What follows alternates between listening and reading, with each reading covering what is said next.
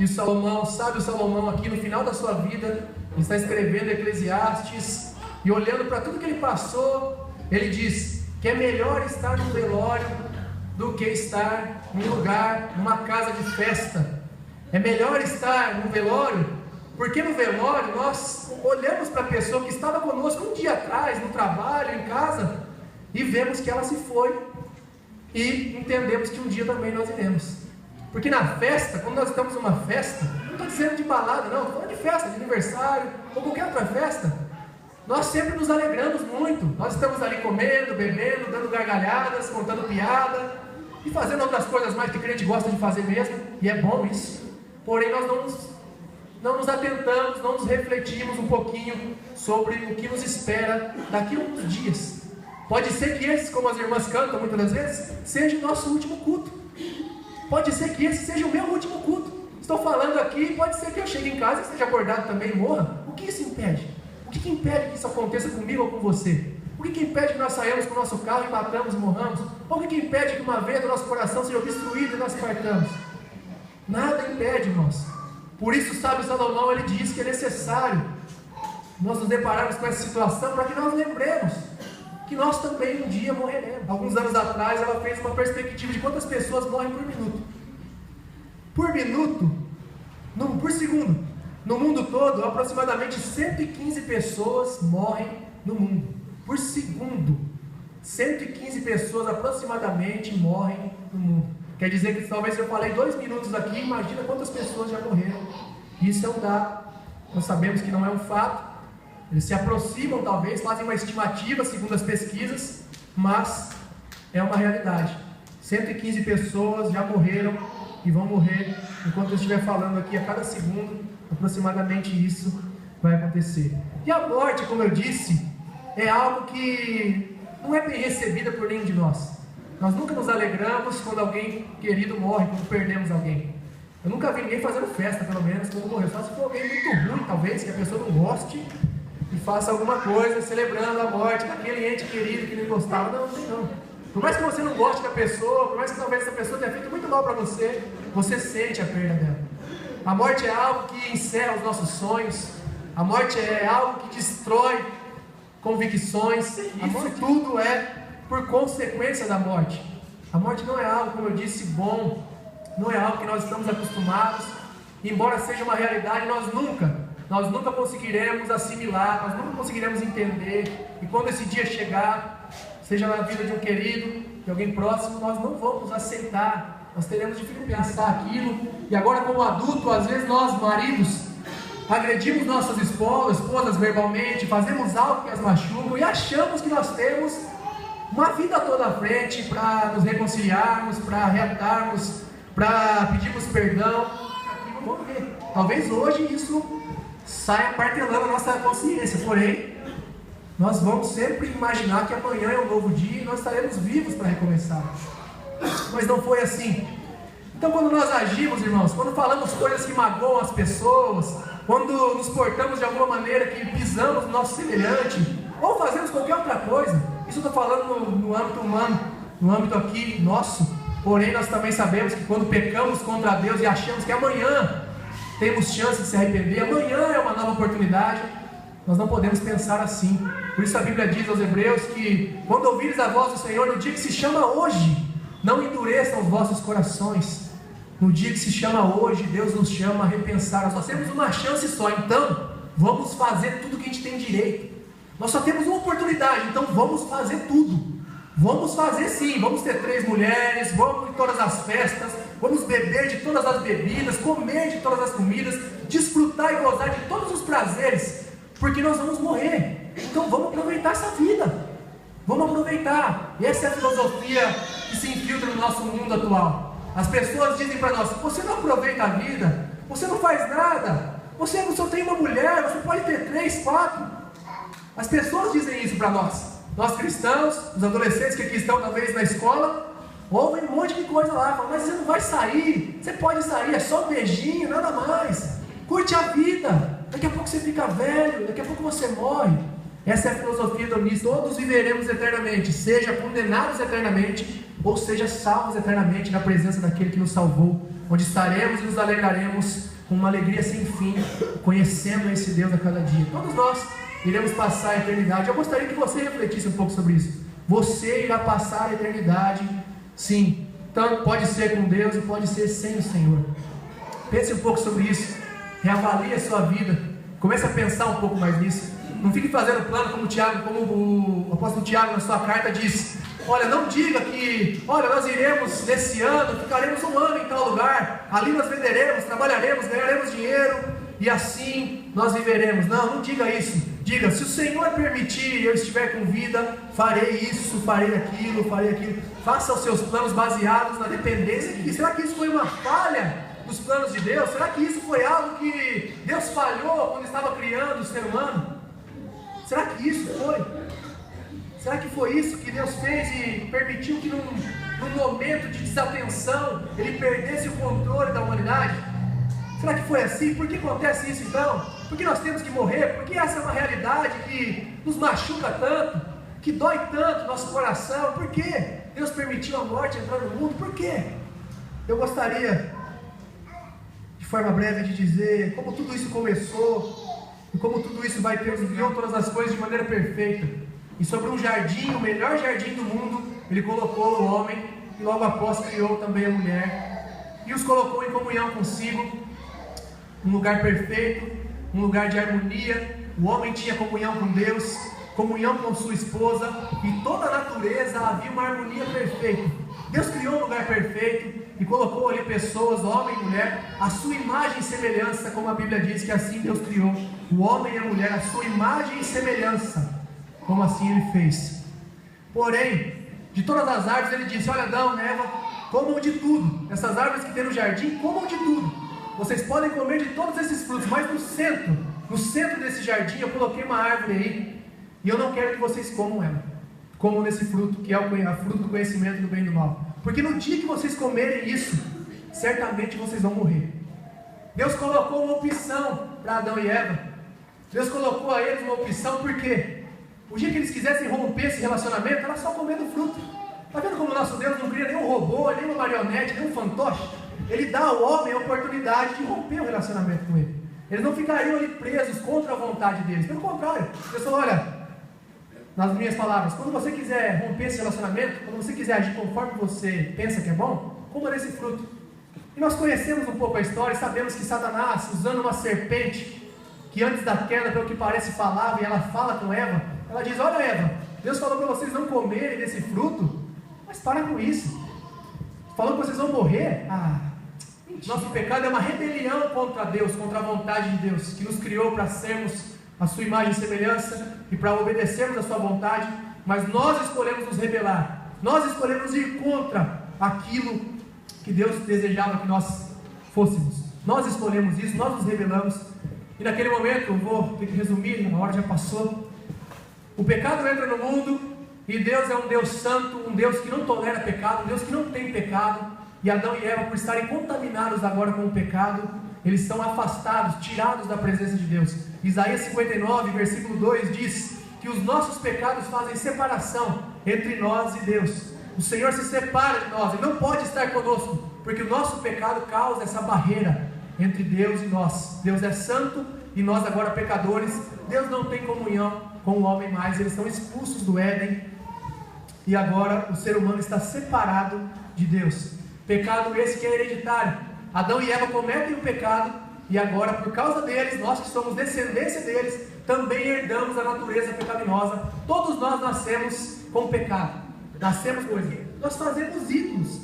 Nós trocamos a Deus. Nós damos mais tempo para essas coisas e deixamos Deus de lado. Isso são deuses também. Deuses falsos que nós criamos para satisfazer o nosso ego, satisfazer o nosso eu. Se alguém discordar disso, pode se levantar e dizer.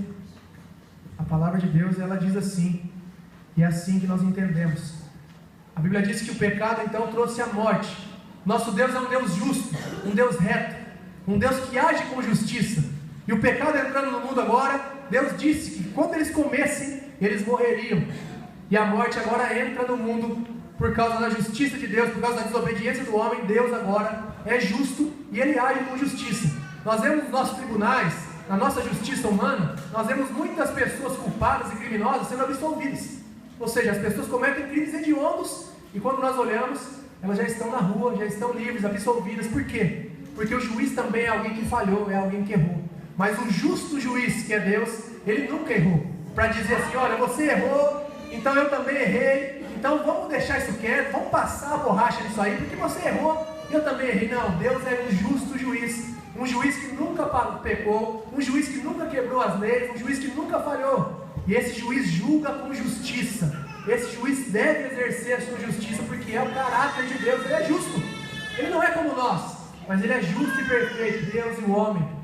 E essa morte, irmão, eu não gostaria, não quero que nenhum de vocês que aqui estão experimentem dela. Não é desejo de Deus que você experimente essa morte. Mas se nós continuarmos em nossos pecados, em nossa rebeldia, nós um dia experimentaremos essa morte por conta da nossa rebelião, da nossa rebeldia contra o Senhor. E o homem, por ver que está tudo errado agora, ele tenta dar um jeito de melhorar essa situação. O homem, por ver que agora está tudo errado, ele cria meios para tentar se reaver com Deus. São as obras. O homem tenta agora fazer de tudo para que a comunhão fosse restabelecida. Então ele vai, corre atrás, tenta fazer, e é isso que nós tentamos fazer também, é isso que as pessoas no nosso mundo fazem hoje. Quantas ONGs existem por aí, quantas instituições de caridade, isso é muito bom, mas eu estou dizendo que isso não muda a nossa situação com Deus. Nós continuamos condenados por causa do nosso pecado, nós continuamos sim sendo julgados por causa do nosso pecado, e o homem tenta fazer isso, mas a gente percebe que a intenção é errada. Olha as pessoas hoje, saem fora, talvez tenha alguém passando frio, eu vou tirar meu agasalho e dar para você. Mas espera aí, pega o agasalho, segura ele agora. Vamos tirar uma selfie. Beleza. Facebook, compartilhei, doando agasalho para um cidadão de rua que estava passando frio. Quem é glorificado nisso? Deus não recebe curtição no seu Facebook. A forma de nós curtirmos, se é assim que a gente pode dizer, o Senhor, é glorificando o nome dele, fazendo o que a mão direita faz, a esquerda não precisa saber. Está dizendo isso no corpo de Cristo, irmãos. O que a mão faz à direita, a esquerda não precisa saber. Não precisa compartilhar no Facebook que você doou comida para quem está passando fome. Não precisa fazer isso, não precisa pôr na mídia, não precisa pôr no jornal. Nenhuma ação social que nós fazemos isso é para a glória de Deus. Nós ajudamos o nosso próximo, mas é para a glória de Deus. Não é para se aparecer, não é para o nome Assembleia de Deus ser conhecido, não. É para Cristo ser conhecido através dos nossos atos. Para isso servem as nossas boas obras, para glorificar a Deus, não para se aparecer. E elas não são capazes de nos religar a Deus. Isaías 64, versículo 7 diz que as nossas boas obras, nossas boas ações de justiça, para Deus, são como os trapos imundos, são como algo podre, não serve para nos religar a Deus. Nós não fazemos, olha Senhor, eu doei aqui, tenho crédito do Senhor, hein? Olha Senhor, eu fiz isso aqui, põe uma pedrinha na minha coroa, tá? Não tira não, essa pedrinha é minha, eu doei, eu ajudei, eu fiz. Não. Nós somente pelas obras estamos caminhando para o inferno, estamos sendo condenados eternamente, porque as nossas boas obras para Deus não têm valor algum. Nós fazemos obras por sermos salvos, não para sermos salvos. As nossas boas obras são para glorificar a Deus, porque o Senhor nos salvou, e agora nós queremos expressar essa salvação, ajudando as pessoas, olhando com misericórdia para quem precisa, e fazendo isso para a glória de Deus somente, não para se aparecer ou para ganhar curtida no Facebook, não, mas é para adorar a Deus, é para exaltar o nome dEle. E elas não funcionam. Olhando para isso, o ser humano estava numa enrascada, nós estamos numa enrascada muito grande, mas é onde se manifesta o amor de Deus, a bondade de Deus, a graça de Deus. 1 João 4, versículo 8 diz que Deus é amor. Deus é amor, esse mesmo Deus que é santo, é justo, Ele é também um Deus amoroso. Ele é também um Deus que demonstrou seu amor ao mundo, enviando o seu único Filho, enviando o seu Filho para morrer pelos nossos pecados, para morrer a morte que era nossa, para receber o salário do pecado que é a morte. Deus em seu amor, Ele envia um substituto, um plano da Trindade, Deus Pai, Deus Filho, Deus Espírito Santo, que nunca foram pegos de surpresa. Lá no céu, antes de tudo existir, eles já sabiam que o homem falharia, eles já sabiam que o homem iria errar, que o homem iria falhar, que o homem iria ser impulsionado pela sua própria essência, pelo seu próprio eu. Deus sabia disso, e por isso Ele já enviou, Ele na verdade tinha preparado esse plano. O homem pecou, todos pecaram, e agora o padrão de Deus sendo um padrão perfeito, todos os homens são imperfeitos por causa do pecado. É por isso que nós fazemos tanta coisa errada na vida. É por isso que nós erramos tanto, mesmo que nós reconhecemos isso. É por isso que nós colocamos a mão na consciência e falamos, nossa, como eu estou errando, como eu estou falhando. Mas Deus, em seu amor, Ele preparou alguém para tomar o nosso lugar, para nos substituir, para fazer aquilo que nós não éramos capazes de fazer. Deus fez isso. E esse substituto se chama Cristo. Cristo Jesus. Na nossa lógica, o substituto é alguém inferior. Na nossa lógica, como num time de futebol, vamos por exemplo aqui, muitos corintianos aqui nessa noite, o reserva, o substituto é alguém que joga menos. Poxa, está jogando aqui fulano de tal e o reserva dele é alguém que com certeza é inferior. Mas o substituto na lógica de Deus é alguém superior. O substituto de Cristo, o substituto que Deus providencia é alguém muito superior. E Ele também é Deus, Deus Filho. Cristo Jesus agora vem ao mundo e vem fazer algo que nós não poderíamos fazer. Ele vem expressar o amor de Deus por nós. Romanos 5:8 diz que Deus prova o seu amor para conosco, enviando Cristo Jesus para morrer por nós. Quando nós ainda éramos pecadores, quando nós ainda estávamos vivendo na prática do pecado, Deus envia Jesus. O Verbo se fez carne e habitou entre nós. Deus se torna homem. No sentido da palavra, Ele se faz homem. O Deus eterno se faz mortal. O Deus imortal agora vem a esse mundo, entra na história. O autor de toda a história agora entra em cena para fazer aquilo que nós, pecadores, não poderíamos fazer. Ele vem agora e vive uma vida perfeita, nascido de uma virgem. É interessante esse ponto. Cristo nasce no ventre de uma mulher virgem. Isso é algo sobrenatural, uma obra do Espírito Santo que coloca Jesus no ventre de uma virgem. Por quê? Todos nós, como eu disse no começo, estamos herdando a descendência pecaminosa, estamos herdando a semente do pecado em nós. E agora Cristo nasce de uma virgem porque Ele não herda a semente do pecado no seu caráter. Ele não herda, Ele não nasce um pecador.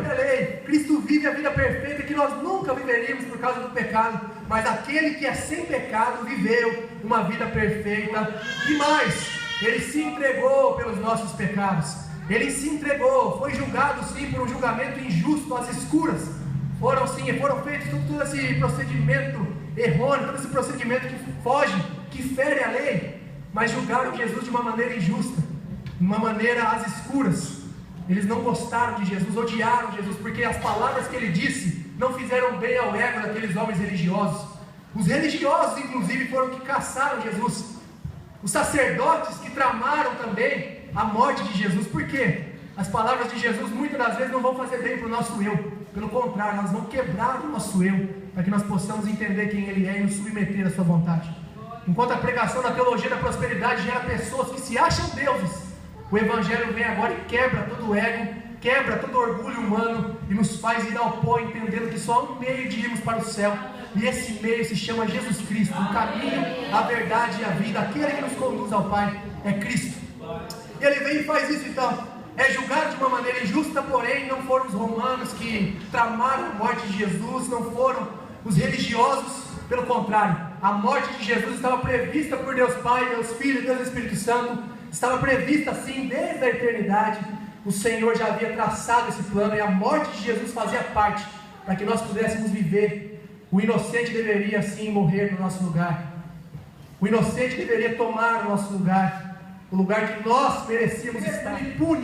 Ele pune aquele que nunca pecou, aquele que não conheceu o pecado. 2 Coríntios 5:21 diz: aquele que não conheceu o pecado, Deus o tornou pecado, para que nele fôssemos feitos justiça de Deus. E é isso que acontece na cruz. Cristo recebe todos os nossos pecados e é punido pelo próprio Deus, pelo próprio Pai. Pense um pouquinho nisso, o que Deus fez por nós. Ele foi capaz de matar o seu único filho, para que você pudesse viver, para que nós pudéssemos viver. Veja onde está o nosso merecimento. Nós todos os dias da nossa vida, nós pecamos contra Deus. Todos os dias nós fazemos aquilo que desagrada a Ele. Todos os dias nós ofendemos a Deus, porque o nosso pecado é uma ofensa à santidade de Deus. Todos os dias, e Deus Pai, em seu amor, mata agora o Filho no nosso lugar. Cristo recebe a punição no nosso lugar. O nosso pecado, o meu e o seu pecado, estavam sobre Jesus.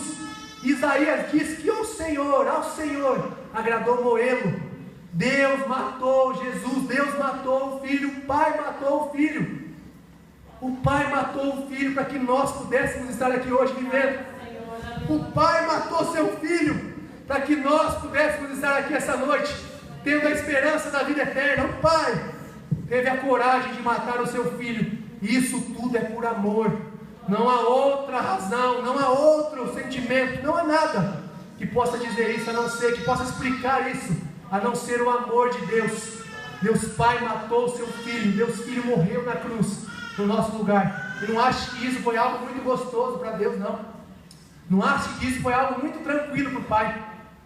Aquilo que Isaac não teria coragem, na verdade aquilo que Abraão aparentemente teria coragem de fazer e não fez, Deus agora faz. Deus agora faz, matando o seu único filho, Jesus. O filho que Abraão não matou, mas talvez mataria pela fé, agora é morto. O Filho de Deus é morto no nosso lugar. Os nossos pecados estavam sobre ele, por isso ele morreu. Lamá sabachthani, que significa Deus meu, por que me desamparaste? A Trindade foi abalada naquele momento. O vínculo de unidade, Pai, Filho e Espírito Santo, foi abalado naquele momento por causa de mim e de você. Olha onde Deus foi por nós. Olha onde Ele teve a capacidade de ir para que você estivesse aqui essa noite. Olha onde Ele foi. Cristo experimentou a morte que é a nossa. Cristo morre agora no nosso lugar. Na cruz Ele recebe a punição que era nossa. Na cruz Ele recebe o julgamento que era para ser sobre a minha e sobre a sua vida. Era sobre nós, mas Ele escolheu os cravos, Ele escolheu ir no nosso lugar, para que nós pudéssemos ter a oportunidade de hoje estar novamente com Deus, para que nós pudéssemos ser religados com o Senhor. Cristo morreu pelos nossos pecados, Cristo experimentou sim a dor, Cristo experimentou a ira de Deus, a punição, e por fim a sua morte. Mas a boa notícia do Evangelho é que esse Jesus, o nosso herói, Ele não permanece morto, embora Ele tenha morrido sim, porque o nosso pecado estava sobre Ele, e o salário do pecado é a morte. Então quem peca tem que morrer. Cristo recebe a morte que era nossa, que era sua, e Ele vai sim sepultado, e durante 3 dias Ele fica ali morto, na palavra sim, morto. Ali, ao 3º dia, a Bíblia diz que Ele ressuscita dentre os mortos. O nosso Jesus ressuscita dentre os mortos. Por quê? Porque o pecado não tem poder sobre quem nunca pecou. Aquele que é sem pecado levou sobre si os nossos pecados e sofreu a nossa condenação. Porém Ele nunca pecou, e após pagar a nossa dívida, Ele ressuscita ao 3º dia. E essa ressurreição é prova de que Deus Pai aceitou o sacrifício. Agora não precisa mais de sacrifícios ou outros sacrifícios. Não precisa mais matar animais, não precisamos mais levar uma cruz e andar até tal cidade, não precisamos fazer nada, subir a escada, os degraus da escada da igreja de joelhos.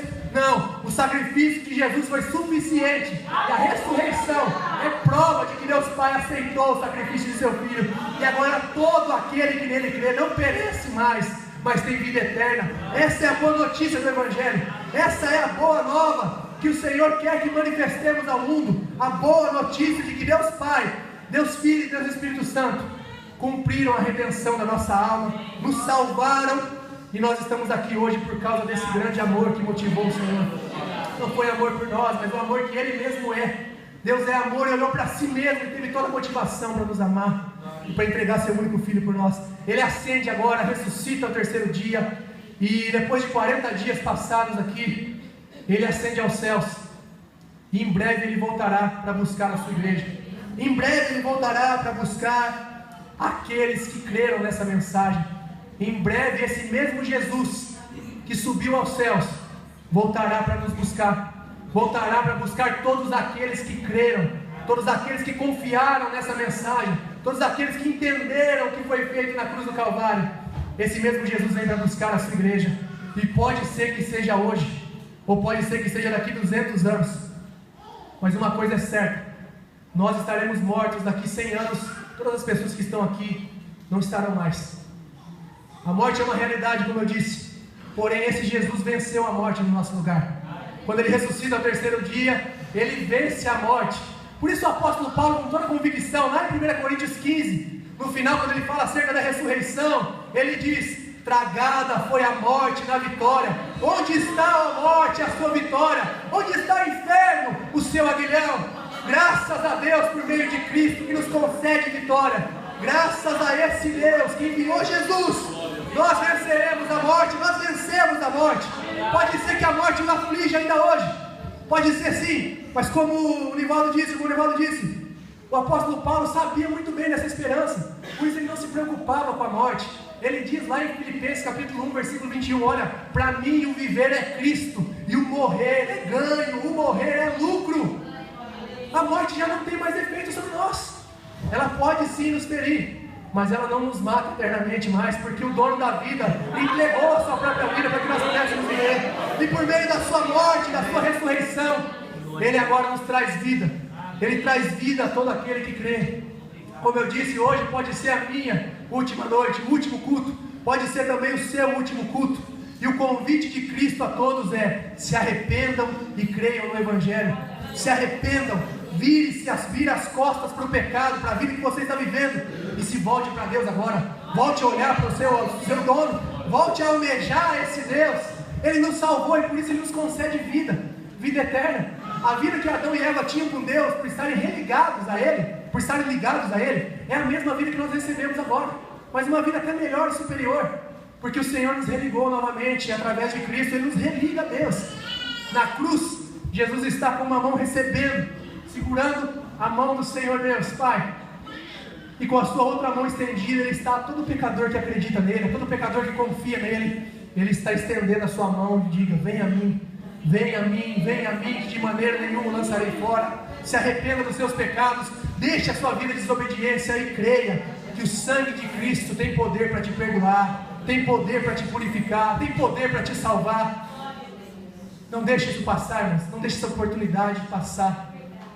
Eu não digo de vir aqui até a frente e receber uma oração, mas de se acertar a sua situação, vivos, porque um dia Deus se fez homem e veio a esse mundo morrer a nossa morte, tomar o nosso lugar e assumir a nossa dívida. Ele fez isso por mim e por você, e o convite dele continua sendo esse: arrependam-se e creiam no Evangelho, arrependam-se dos seus pecados, arrependam-se da sua desobediência, arrependam-se do seu orgulho, arrependam-se de tudo aquilo que você tem feito e vivido, e volte-se para Deus.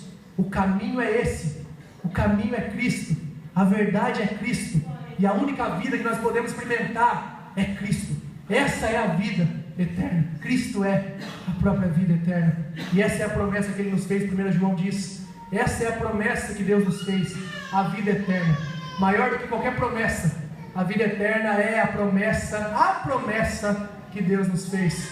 Que você entenda isso essa noite. Eu gostaria, se porventura existe alguém, através do Filho nós temos vida. Quem tem o Filho tem a vida. E esse é o convite que eu gostaria de fazer. Se alguém entendeu essa mensagem e porventura refletiu sobre isso e quiser orar, eu convido você a vir até a frente. Eu convido você a estar aqui, se você quiser. Isso não é uma obrigação, uma imposição. Não é isso que vai te salvar de forma alguma. Mas eu gostaria de orar por você. Se há alguém no nosso meio que porventura deseja se entregar a Cristo, porventura entendeu o que Ele fez e deseja orar, e deseja receber oração, e deseja aprender mais da palavra de Deus, eu convido. A oportunidade é sua.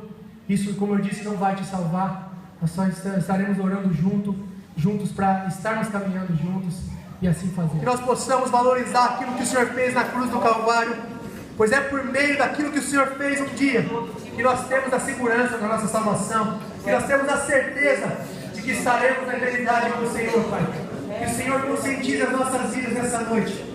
Que o Senhor nos ensine a viver para a sua glória, e que nós possamos fazer tudo para louvor e glória do Teu santo nome, Pai. Obrigado pelo Seu perdão, obrigado pela Sua salvação. Que esses sejam os bens de maior estima da nossa vida, que nós possamos ser gratos ao Senhor pelo dom da vida eterna que foi concedida a nós gratuitamente. Não pagamos por isso, porque Cristo pagou no nosso lugar.